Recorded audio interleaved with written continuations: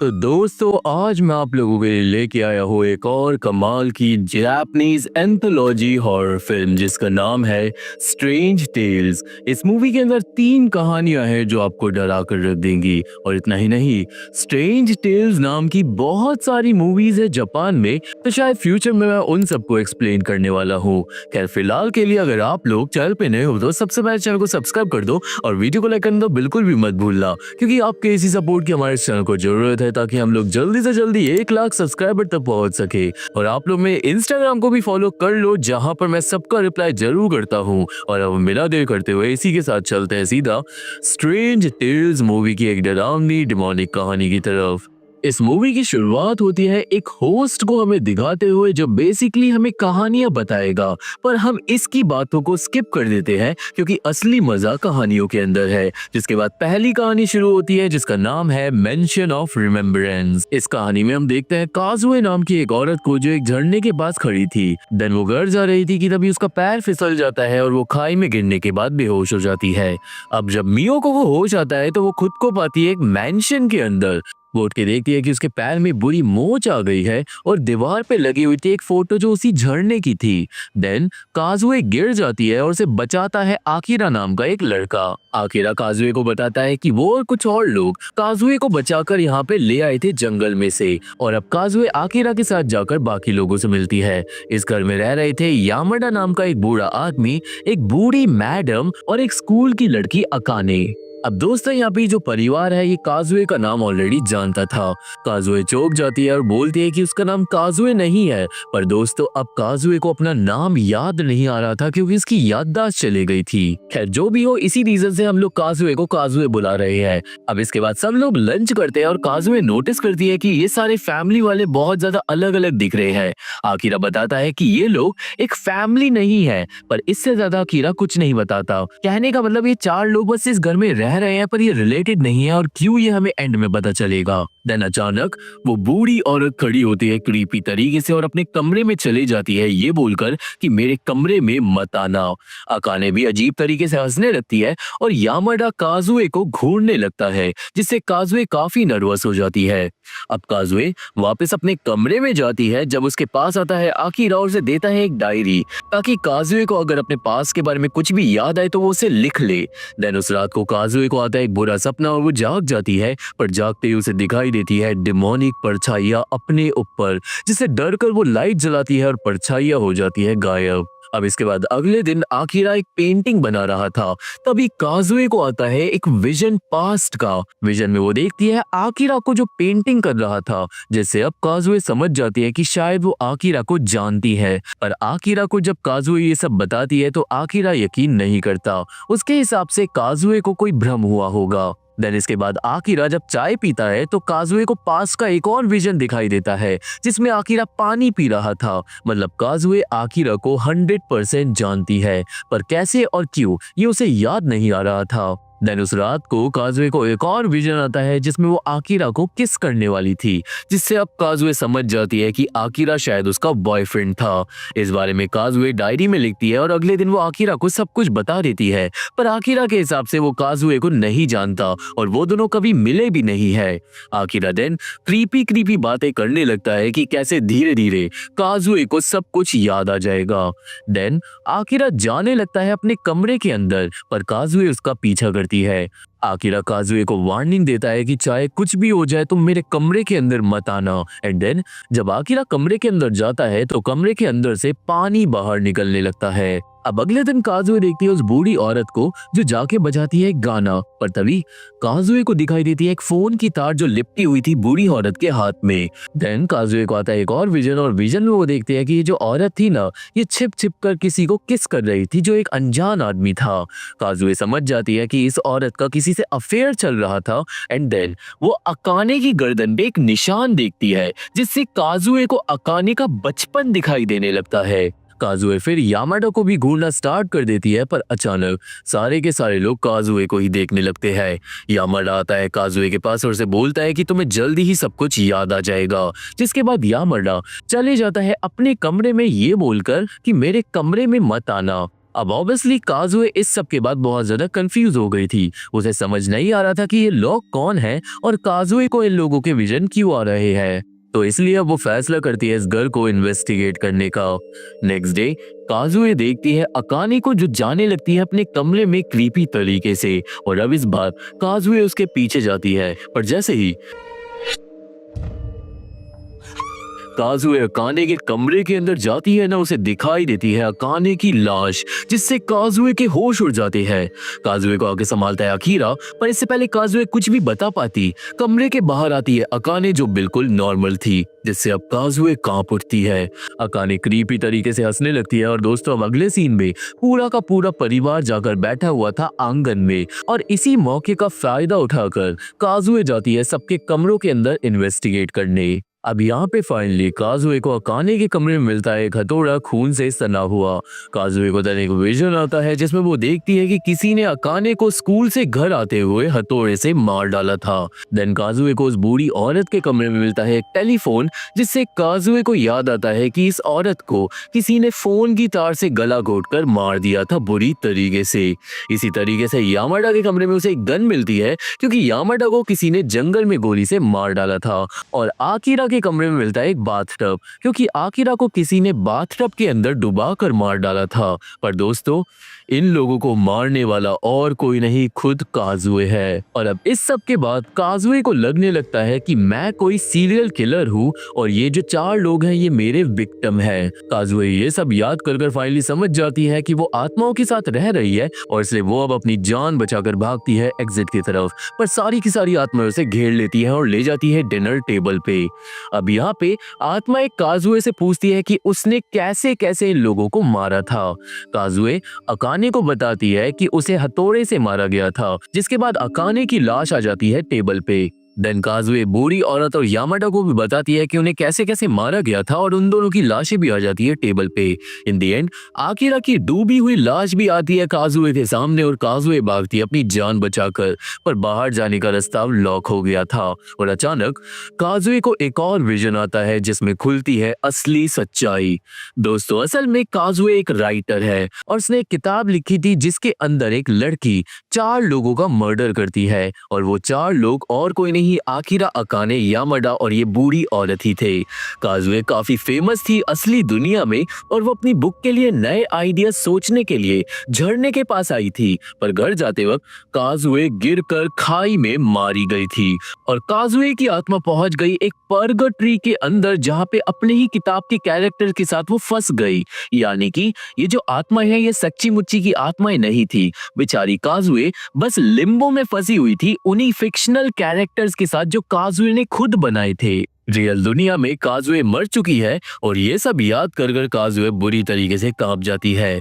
Then किताब के characters खड़े होते हैं और बोलने लगते हैं कि जब भी रियल दुनिया में कोई इंसान काजुए की किताब को पढ़ता है ना, तो इन कैरेक्टर्स को सच में मरना पड़ता है बार बार, और इसलिए ये लोग बार बार अपने कमरे के अंदर जाते हैं मरने के लिए, और अब बदला लेने के लिए ये सब काजुए को भी बार बार मारेंगे। देन अकीरा काजुए को मारने के लिए आगे बढ़ता है, और बेचारी काजुए कुछ नहीं कर पाती, और ये कहानी यहीं पे खत्म हो जाती है। अब दूसरी कहानी का नाम है तोमोबोकी विलेज। ये कहानी शुरू होती है यामातो नाम के एक लड़के को दिखाते हुए, जिसे रिन नाम की एक लड़की ने रिजेक्ट कर दिया था, क्योंकि रिन पसंद करती थी ताकाहाशी नाम के एक लड़के को, और इसी दुख की वजह से यामातो एक ट्रेन के आगे आकर कर लेता है खुदकुशी। अब दोस्तों असल में ये 3 दोस्त थे बहुत अच्छे, तो ऑब्वियसली ताकाहाशी और रिन अब जाते हैं तोमोबोकी विलेज में, जहाँ पे यामातो का फ्यूनरल होने वाला था उसके घर पे। ये गांव था पहाड़ों पे, और रिन को अंदर से पता था कि शायद यामातो ने खुदकुशी उसकी वजह से करी है। हमें ये भी पता चलता है कि इन दोनों दोस्तों को स्पेशली फ्यूनरल में बुलाया गया था। एनीवे दोनों लोग पहुंचते हैं गांव के पास, और जंगल में चलते हुए उनके आगे आ जाता है एक बूढ़ा आदमी बताता है कि पूरा गांव सिर्फ यामातो के दोस्तों का इंतजार कर रहा था ताकि फ्यूनरल शुरू हो सके। बूढ़ा आदमी दोनों को लेकर जाता है फ्यूनरल हाउस के पास, जहाँ पे हर जगह अजीब सी गुड़िया जमीन में दफन कर रखी थी, जो काफी ज्यादा क्रीपी था। बूढ़ा आदमी बताता है कि जितने भी लोग फ्यूनरल में आएंगे उन सबका नाम इन डॉल्स पे लिखा गया है, ताकि यामातो की आत्मा को शांति मिल सके। वो बूढ़ा आदमी अब कुछ और डॉल्स भी जमीन में गाड़ देता है। देन सामने आती है यामातो की मम्मी। अब यहाँ पे रिन तो यामातो की माँ से बहुत अच्छे से पेश आती है, पर वो औरत क्रीपी क्रीपी बातें करने लगती है कि कैसे रिन बहुत ज्यादा सुंदर है और यामातो बहुत लकी था रिन जैसी लड़की का साथ पाकर, जिससे ऑब्वियसली रिन कंफ्यूज हो जाती है। अब इसके बाद ताकाहाशी और रिन जब फ्यूनरल पे पहुंचते हैं तो उन्हें वहां पे मिलते हैं बहुत सारे बूढ़े लोग बैठे हुए। इसके बाद जब फ्यूनरल शुरू होता है तो सारे के सारे गेस्ट खड़े होकर अजीब गाना गाते हैं और हाथ हिलाते हुए डांस करने लगते हैं, जिससे ताकाहाशी और रिन की कंफ्यूजन और ज्यादा बढ़ जाती है। इसके बाद सब लोग एक एक कर यामातो की बॉडी को ब्लेसिंग देने के लिए जाते हैं, पर इस सीन में रिन सैड हो गई थी क्योंकि उसे अंदर से गिल्ट फील हो रहा था। रिन को देन यामातो की माँ आकर बोलती है कि तुम सैड मत हो, जल्दी ही सब कुछ ठीक हो जाएगा, पर रिन यहाँ से भाग जाती है। रिन को रोकता है ताकाहाशी, पर रिन रोने लगती है और रिन अब ताकाहाशी को बताने वाली थी कि उसने यामातो को रिजेक्ट किया था, पर तभी वहां पे आ जाता है बूढ़ा आदमी जो दोनों से करने लगता है क्रीपी क्रीपी बातें और उन्हें ले जाता है डिनर पे। अब दोस्तों डिनर पे सब लोग यामातो की बढ़ाइयाँ कर रहे थे जैसे वो बहुत अच्छा आदमी हो, और बातों बातों में सारे लोग ताकाहाशी और रिन को रात रुकने के लिए मना लेते हैं। देन उस रात को ताकाहाशी और रिन को उन्हीं अजीब डॉल्स को बनाने के लिए दे दिया जाता है और उन्हें अब अपना खुद का नाम लिखना था डॉल्स के ऊपर किसी एक रिचुअल के लिए जो आगे फ्यूनरल में करा जाएगा। पर डॉल्स बनाते बनाते रिन को दिखाई देता है वही क्रीपी बूढ़ा आदमी खिड़की के बाहर जो अगले ही पल गायब हो जाता है। ताकाहाशी तुरंत जाकर चेक करता है बाहर और दोस्तों से दिखाई देते हैं बहुत सारे लोग जो छिप छिप कर इन दोनों पे नजर रखे हुए थे। यहाँ पे फाइनली ताकाहाशी और रिन समझ जाते हैं कि इस परिवार का प्लान कुछ और है और ये जगह सेफ नहीं, और इसलिए अब उन्हें किसी भी तरह इस जगह से भागना होगा। वो दोनों चुपके से चले जाते हैं एटिक में और छानाबीनी करने लगते हैं, और जल्दी ही दोनों को मिलती है यामातो की एक पुरानी डायरी जिसमें यामातो ने अपने परिवार के रिचुअल्स के बारे में लिखा हुआ था। एक पन्ने पे फ्यूनरल के रिचुअल के बारे में भी लिखा हुआ था, जिससे उन दोनों को पता चलता है कि ये जो डॉल्स अभी अभी उन्होंने बनाई है ना अपने नाम की, इन डॉल्स का इस्तेमाल करके गांव वाले ताकाहाशी और रिन की आत्माओं को भी यामातो की आत्मा के साथ आफ्टर लाइफ में भेज सकते हैं। अब तभी वहां पे आ जाता है वही बूढ़ा आदमी जो ताकाहाशी और रिन की डॉल्स को साथ लाया था। आदमी बोलने लगता है कि मैं डॉल्स को लेकर जा रहा हूँ फ्यूनरल होम में, और ऑब्वियसली दोनों दोस्त भागते हैं उस आदमी को रोकने के लिए, पर इससे पहले वो कुछ भी कर पाते ताकाहाशी और रिन को घेर लेते हैं गांव वाले और उन्हें मार के कर दिया जाता है बेहोश। अब दोस्तों इसके बाद एक रिचुअल होता है जिसमें यामातो की मम्मी ताकाहाशी की डॉल को रख देती है यामातो की लाश के ऊपर और रिन की गुड़िया को रखा जाता है एक व्हाइट ड्रेस के ऊपर। मंत्र पढ़े जाते हैं, डांस भी होता है, और वही ताकाहाशी और रिन को बांधकर बंद कर दिया था एक कमरे में। अब यहाँ पे रिन फाइनली ताकाहाशी को बता देती है कि हुआ क्या था और यामातो ने खुदकुशी क्यों करी, पर ताकाहाशी रिन को उदास होने के लिए मना करता है क्योंकि जो हुआ वो यामातो का फैसला था, ना कि रिन का। देन दोनों दोस्त एक दूसरे की मदद करते हैं हाथों की रस्सियां खोलने में, और वहीं दूसरी तरफ रिचुअल पूरा हो जाता है। रिचुअल के बाद यामातो की बॉडी को वहां से ले जाया जाता है और कुछ और लोग उस बूढ़े आदमी के साथ आते हैं ताकाहाशी और रिन को लेने के लिए, पर जल्दी ही गांव वालों को पता चलता है कि वो दोनों भाग गए हैं। अब ऑब्वियसली सारे के सारे गांव वाले ताकाहाशी और रिन को ढूंढने में लग जाते हैं और वो दोनों जंगल के रास्ते अपनी जान बचाकर भाग रहे थे, पर दोस्तों रास्ते में उन्हें मिलते हैं सांप, लाशें और अजीब अजीब स्टैचूज। कहने का मतलब ये गांव बहुत ज्यादा डिमोनिक है और वो दोनों बार बार जहां से भाग रहे थे एक ही जगह घूमकर वापस आ रहे थे। कहने का मतलब वो इस इविल जंजाल से इतनी आसानी से नहीं निकल सकते। और वहीं यामातो की माँ पहुंच जाती है एक फ्यूनरल की जगह पर जहाँ पे लाश को जलाया जाने वाला था। थोड़ी देर में जैसे ही अब यामातो की लाश को आग लगाई जाती है वैसे ही जंगल में ताकाहाशी को कुछ हो जाता है। वो दर्द के मारे चिल्लाने लगता है एंड देन वो हो जाता है बेहोश। रिन को कुछ भी समझ नहीं आता कि वो क्या करे एंड आ जाते हैं तभी उसके पास गांव वाले। रिन को भी मारकर बेहोश कर दिया जाता है और अब जब रिन को होश आता है तो वो थी यामातो के घर में। ताकाहाशी अभी भी बेहोश पड़ा था और अब यामातो की माँ आती है यामातो की अस्थियां लेकर, पर अब यामातो की माँ बोलने लगती है रिन से कि तुम और मेरा बेटा अब हमेशा हमेशा खुश रहोगे, जिससे रिन हो जाती है कंफ्यूज एंड देन ताकाहाशी को होश आता है। पर दोस्तों ताकाहाशी बिहेव करने लगता है यामातो की तरह और यहाँ पे फाइनली खुलता है एक डिमोनिक राज।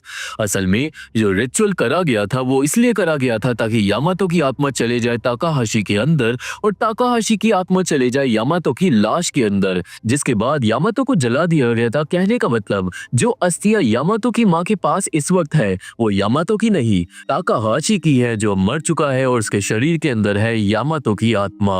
अब यहाँ पे यामातो बताने लगता है कि ये सब कुछ उसने ऑलरेडी प्लान कर लिया था, क्योंकि दोस्तों रिन ताकाहाशी को पसंद करती थी, तो अब यामातो बिल्कुल ताकाहाशी की तरह बन गया है ताकि रिन उसे भी पसंद करने लगे। पर ये सब देखने के बाद रिन बुरी तरीके से चिल्लाती है और कहानी यहीं पे खत्म हो जाती है। अब तीसरी कहानी का नाम है ट्रेजर फॉर ह्यूमैनिटी। ये कहानी शुरू होती है एक आर्टिस्ट को दिखाते हुए जिसका नाम है ईसुके, जो आज बना रहा था एक पेंटिंग कमाल की एक दीवार के ऊपर टनल में, और उसकी पेंटिंग को आज देखकर सामने आता है मिशिमा नाम का आदमी। मिशिमा को ईसुके की पेंटिंग अच्छी लगी थी और मिशिमा एक ऐसी ऑर्गेनाइजेशन से था जो आर्टिस्ट को प्रोटेक्ट करने का काम करती है। मिशिमा इसी को समझाता है कि उसकी पेंटिंग्स की वैल्यू करोड़ों में है और आज से वो ईसुके को प्रोटेक्ट करेगा। जिसके बाद अचानक कुछ मिलिट्री टाइप लोग आते हैं और वो ईसुके को पकड़कर अपने साथ जबरदस्ती ले जाते हैं। अब जब ईसुके को होश आता है तो उसे बंद कर दिया था एक सफेद कमरे में, और दोस्तों ये जो भी जगह थी यहाँ पे बहुत सारे आर्टिस्ट कैद थे जिन्हें हम सीसीटीवी कैमरा में देख पाते हैं। ईसुके को दे दिया जाता है कैनवस पेंटिंग बनाने के लिए और उसे मिशिमा अच्छा अच्छा खाना भी ला कर देता है। पर दोस्तों अगर एक पक्षी को पिंजरे में बंद कर दो तो वो उड़ेगा कैसे? आर्टिस्ट लोग भी तभी काम कर पाते हैं जब उन्हें आजादी मिले। इसी बात पे मिशिमा और ईसुके में लड़ाई हो जाती है, पर मिशिमा के हिसाब से बाहर का माहौल आर्टिस्ट के लिए डेंजरस हो गया है और मिशिमा यहाँ पे उसे सेफ रखेगा। अब बहुत दिन हो जाते हैं पर ईसुके इस जगह से निकल नहीं पाता। एंड देन एक दिन उसे एक वेंट के अंदर से आने लगती है एक लड़की के प्यारे गाने की आवाज। ये गाना गा रही थी मिहारू नाम की एक सिंगर, जिससे अब ईसुके वेंट से ही बात करने लगता है। उसे पता चलता है कि मिहारू 3 साल से इस जगह पे कैद है और इस बिल्डिंग के अंदर 100 से ज्यादा आर्टिस्ट रहते हैं। मिहारू को हल्का हल्का यकीन था कि मिशिमा सच में आर्टिस्ट को प्रोटेक्ट करने का काम करता है, पर वो पूरी बात नहीं जानती थी। देन अगले दिन ईसुके को पता चलता है कि उसकी बनाई हुई पेंटिंग बाहर की दुनिया में लोग अब न्यूज पे दिखा रहे हैं और मिशिमा के हिसाब से अगर वो अब पेंटिंग बनाएगा तो वो बहुत जल्दी फेमस हो जाएगा। पर उस दिन भी ईसुके पेंटिंग नहीं बना पाता। वो पूरे दिन बात करता रहता है मिहारू से और मिहारू ईसुके से बात करते करते गाना गाने लगती है, जिससे ईसुके को मिलती है इंस्पिरेशन और वो स्टार्ट कर देता है एक पेंटिंग बनाना। पर तभी मिशिमा पकड़ लेता है मिहारू को और वो उसे ईसुके के पास लेकर आता है। अब यहाँ पे मिशिमा के हिसाब से मिहारू की आवाज का इस्तेमाल कर कर ईसुके पेंटिंग नहीं कर सकता। उसे ऐसे इल्लीगल तरीके से इंस्पिरेशन नहीं लेनी चाहिए, ये गलत था और इसलिए अब मिहारू को मिशिमा दूसरे कमरे में ले जाकर रखेगा और अगर ईसुके ने पेंटिंग पूरी नहीं करी तो मिहारू के साथ अच्छा नहीं होगा। ऑब्वियसली इसके बाद मिहारू को बचाने के लिए ईसुके बनाना स्टार्ट कर देता है एक पेंटिंग, पर मिशिमा उसी के सर पे मंडराता रहता है, जिससे ईसुके को आ जाता है गुस्सा। इन दी एंड ईसुके मिशिमा पे हमला ही कर देता है और वो बेचारा ज्यादा कुछ नहीं कर पाता। हालांकि दोस्तों ईसुके मिशिमा के पास से दरवाजे की चाबी चुरा लेता है और अब जैसे ही मिशिमा बाहर जाता है ईसुके भी गेट से बाहर निकलकर भाग जाता है अपनी पेंटिंग को लेकर। ईसुके थोड़ी देर बाद मिहारू को भी ढूंढ लेता है कमरे के अंदर और वो उसे दिखाता है अपनी ड्राइंग को जो थी जीसस क्राइस्ट की, और उस पेंटिंग को देखकर मिहारू को होप मिलती है इस जगह से निकलने की। अब तभी एक अलार्म बज जाता है और ईसुके भागता है मिहारू को लेकर। वो दोनों एग्जिट करने ही वाले थे कि एंड टाइम पे मिशिमा उन्हें आकर रोक देता है और दोस्तों मिहारू भी अब ईसुके से दूर हो जाती है। मिहारू बोलती है कि बाहर की दुनिया डेंजरस है और इस बिल्डिंग के अंदर उन्हें अच्छा खाना रहना और सब कुछ फ्री मिलता है, तो वो बाहर नहीं जाना चाहती। कहने का मतलब अगर आर्टिस्ट लोग मिशिमा के साथ रहेंगे ना तो उन्हें सब मिलेगा सिवाय आजादी के। मिशिमा भी ईसुके को समझाने की कोशिश करता है रुकने के लिए, पर ईसुके मानने को रेडी नहीं था और अब वो मिशिमा के गुंडों से लड़ लड़ाकर उस बिल्डिंग से एंड में भाग ही जाता है। पर दोस्तों ईसुके के जाने के बाद मिहारू उदास हो जाती है और हमें पता चलता है कि जो भी उसने किया वो उसने मिशिमा के कहने पे किया। मिहारू को भी आजाद होना था पर उसमें हिम्मत नहीं थी। अब दूसरी तरफ ईसुके भागकर पहुंच जाता है फोन बूथ के पास और वो पुलिस को कॉल कर सब बता देता है। पर अचानक पीछे आ जाता है मिशिमा। मिशिमा ईसुके को बोलता है कि पुलिस कुछ नहीं करने वाली क्योंकि उसकी कंपनी ऑलरेडी पुलिस को पैसे खिलाती है। पर ईसुके भी मानने को रेडी नहीं था। वो अपनी आजादी किसी भी सक्सेस के लिए नहीं ट्रेड करेगा। एंड देन अचानक एक वैन आती है और वैन से निकलते हैं बहुत सारे गन वाले आदमी और वो लोग मिशिमा को मारकर बेहोश कर देते हैं और ईसुके को जबरदस्ती अपने साथ ले जाते हैं। ईसुके को कुछ भी समझ नहीं आ रहा था कि क्या हो रहा है। एंड देन वो गनमैन ईसुके को ले जाकर खड़ा कर देते हैं एक दीवार के पास और उससे बोलते हैं पेंटिंग बनाने के लिए बंदूक की नोक पे। वो लोग ईसुके को मारने की धमकी भी देते हैं और मजबूरन ईसुके को बनानी पड़ती है पेंटिंग। पर थोड़ी ही देर में वापस आ जाता है मिशिमा और बताने लगता है कि उसने तो बोला ही था कि बाहर की दुनिया खतरनाक हो गई है आर्टिस्ट के लिए। मिशिमा बताता है कि ये जो गनमैन है ना, ये एक ऐसी कंपनी को बिलोंग करते हैं जो आर्टिस्ट को अपना गुलाम बनाकर उनसे काम करवाती है और मिशिमा की कंपनी इन्हीं लोगों को रोकना चाहती है आर्टिस्ट को प्रोटेक्ट करके। अब यहाँ पे मिशिमा ईसुके को बचाता है उन गनमैन से लड़ाई करके। और दोस्तों बहुत सारे लोग मिशिमा पे गोली चला देते हैं एक साथ, पर होता यह है कि एक भी गोली मिशिमा को नहीं लगती। सारी गोलियां उल्टा उन्हीं लोगों को लग जाती है और सारे के सारे गनमैन मारे जाते हैं, जिससे ये साफ था कि मिशिमा इंसान नहीं है, वो कोई और ही सुपर नेचुरल चीज है। क्योंकि इस कहानी में हमें मिशिमा कई बार अचानक सामने आता हुआ दिखाया गया है जबकि वो वहां पर था भी नहीं। अब इस सब के बाद ईसुके समझ जाता है कि बाहर की दुनिया सच में डेंजरस है और इसलिए वो खुशी खुशी मिशिमा के साथ वापस चले जाता है उसी बिल्डिंग के अंदर। एक साल बीत जाता है और सब कुछ सही चल रहा था। ईसुके बंद कमरे में पेंटिंग करना भी सीख गया था और वो नॉर्मल दुनिया में फेमस भी हो गया था।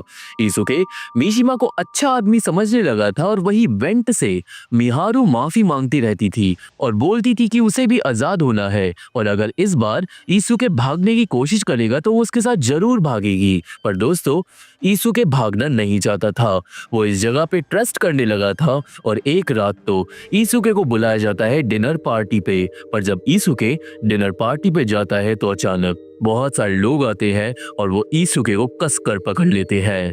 अब एंड में मिशिमा सामने आता है और बताता है कि अब दुनिया में हर जगह ईसुके का नाम है। ईसुके एक बहुत अच्छा आर्टिस्ट बन चुका है, पर अब जो नई जनरेशन है ना, उनको ईसुके की पेंटिंग्स पसंद नहीं आएगी और इसलिए अब ईसुके को और ज्यादा पेंटिंग बनाने की जरूरत नहीं है, जिससे ईसुके समझ जाता है कि अब उसके साथ कुछ डिमोनिक होगा। ईसुके बेचारा बच के भागने की कोशिश करता है पर वो बच नहीं पाता, जिसके बाद ईसुके को एक इंजेक्शन लगा दिया जाता है और वो हो जाता है बेहोश। कहानी के एंड में देन मिशिमा उसे ले जाकर बंद कर देता है एक ऐसी मशीन के अंदर जहां पे उसका शरीर प्रिजर्व रहेगा। कहते हैं ना कि पुरानी चीजों को प्रिजर्व कर रखा जाना चाहिए, जैसे म्यूजियम में हमें चीजें देखने को मिलती है। तो उसी तरह अब मिशिमा ने ईसुके के पुराने टैलेंट को प्रिजर्व कर लिया था अपने म्यूजियम के लिए, जहां पे ऑलरेडी हजारों आर्टिस्ट कैद थे। मतलब मिशिमा ये काम सालों से कर रहा है और वो कोई डिमोनिक एंटिटी है। और ये मूवी यहीं पे खत्म हो जाती है। तो मुझे कमेंट में जरूर बताना कि आपको लगता है कि ये मिशिमा क्या चीज है। तो ये थी एक्सप्लेनेशन स्ट्रेंज टेल्स मूवी की और मुझे आशा है कि आप सभी को मूवी समझ आ गई होगी और मेरी वीडियो पसंद आई होगी। ये मूवी देखनी है तो मेरे टेलीग्राम चैनल ज्वाइन करना होगा, लिंक डिस्क्रिप्शन में। पर अगर काम ना करे तो टेलीग्राम पे जाके मेरे चैनल का नाम डाल देना, वहाँ पे इस मूवी को जैसे देख पाओगे वहीं पे पता चलेगा। मेरे इंस्टा को भी जाके आप फॉलो कर लो, जहाँ पे आप मेरे से जर्नली बात कर सकते हो और आपको मेरे अगले कंटेंट के बारे में भी इंफॉर्मेशन रहेगी। और अब मैं आप लोगों से मिलता हूँ अपनी अगली वीडियो में, तब तक के लिए थैंक यू, बाय बाय।